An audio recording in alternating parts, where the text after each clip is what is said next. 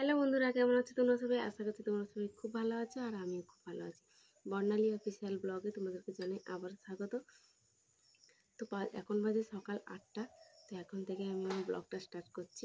তো চলো তোমাদের সঙ্গে আজকে কিছু মনের কথা শেয়ার করব। তো কাদের কাদের এরকমটা ফেস করতে হয়েছে বা এরকম আছে প্রবলেম, অবশ্যই কিন্তু কমেন্ট করে জানিও। আর তোমরা কীরকম ভিডিও দেখতেছো সেটাও কমেন্ট করে জানিও। আমি কিন্তু ডান্সের ভিডিও করি, আমি যেমন পারি, আমি কারোর দেখেও নয়, আমি আমার মধ্যে যতটুকু আমি পারি চেষ্টা করি তোমাদের সঙ্গে শেয়ার করবার। তো চলো ব্লগটা দেখতে। তো এই যে দেখতে পাচ্ছ, এই যে ব্লগটা, এটা হচ্ছে বিকেলের। তো বিকেলে ভাবছিলাম রিলস বানাবো, তাই জন্য রেডি হচ্ছি। দেখো এই যে, তো ভাবলাম তোমাদের সঙ্গে এই রেডি হচ্ছি, রেডি হতে হতে এবার চেঞ্জ করতে করতে যতটুকু পারি তোমাদের সঙ্গে কথা শেয়ার করতে। তো তোমরা তো জানোই আমি প্রত্যেক দিন ডেইলি কাজকর্ম শেয়ার করি না, তো ভাবলাম এরই মাধ্যমে তোমাদের সঙ্গে কিছু কথা বলা যাক। তো চলো, এই যে দেখো এখন আমি রেডি হয়ে গেছি। তো ধরো কোনো সময় তুমি হয়তো সেই কাজটা কোনো কিছু করোই নি, তো বিনা কারণে তোমাকে হয়তো দোষারোপ করছে। তুমি ভাবছো আচ্ছা ঠিক আছে, আজকে মেনে নিই, কালকে ঠিক হয়ে যাবে। কিন্তু ওরম কিন্তু কোনো ব্যাপার না। যতক্ষণ না তোমার সাথে হওয়া অন্যায় তুমি প্রতিবাদ করছো, ততক্ষণ কিন্তু কেউ শুধরোবে না। তো তার জন্য কি করতে হবে? কেন বলবে আমাকে?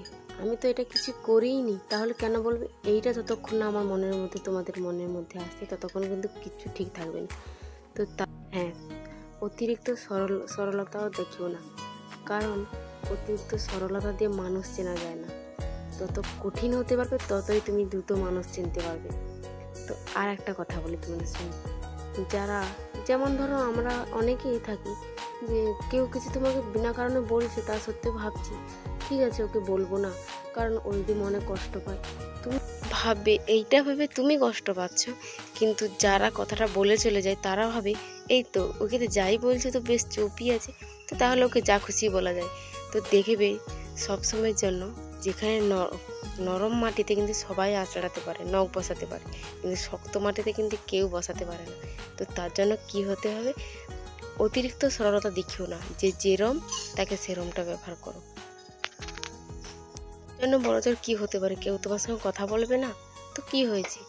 এখনকার দিনে কেউ কারণ না, তুমি একান্তই তোমার।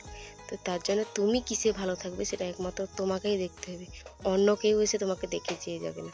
তো এগুলো না, আমরা সব মেয়েরাই চলার পথে অনেক শিক্ষা পাই, তবুও দেখো এই যে চুপ থাকাটা, এগুলোও কিন্তু একটা শিক্ষা, এটা সবার থাকে না। তো চলো বন্ধুরা, কেমন লাগলো কথাগুলো অবশ্যই কমেন্ট করে জানিও। তো আমি আমার মনের কথাগুলো তোমাদের সঙ্গে শেয়ার করি, তোমাদের কার কেমন